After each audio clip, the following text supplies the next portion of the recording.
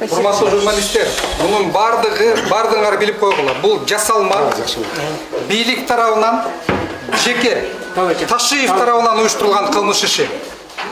Биз мыйзамдык жактан дагы, саясий жактан дагы күрөштү улантабыз.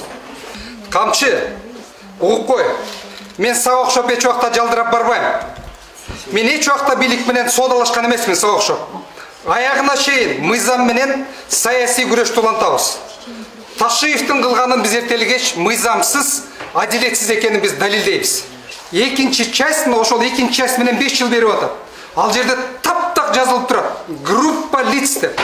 Бир эле киши отурат го, бардыңар көрдүңөр, урматтуу журналисттер. Камчы, көзүм көрөбү бир эле киши отурат бул жерде. Группа жок эч кандай. Кантип экинчи часть менен соттоп атасыңар уялбай? Бул соттун бети жок.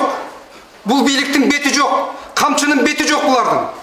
Бул деген туура эмес жана адилетсиз. Адилетсиз мамлекетте, адилеттүүлүк жүргүзө албаган бийликте эч убакта мамлекетте стабилдүүлүк болбойт, эч убакта жакшылык болбойт. Мунун бардыгы Ташиевдин ойлонуп тапкан, бизди жок кылуу боюнча, мени жок кылуу боюнча, телеканалды жок кылуу боюнча гана саясаты кылмышчы болгон. Камчы УКМКны пайдаланып атат. Эгерде колуңда УКМКң жок болсо, сенин колуңан эч нерсе келбейт.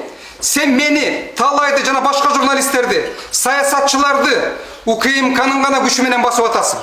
Колуңда УКМКң жок болсо, сен эч кимсиң, Камчы? Сен ошону билип кой.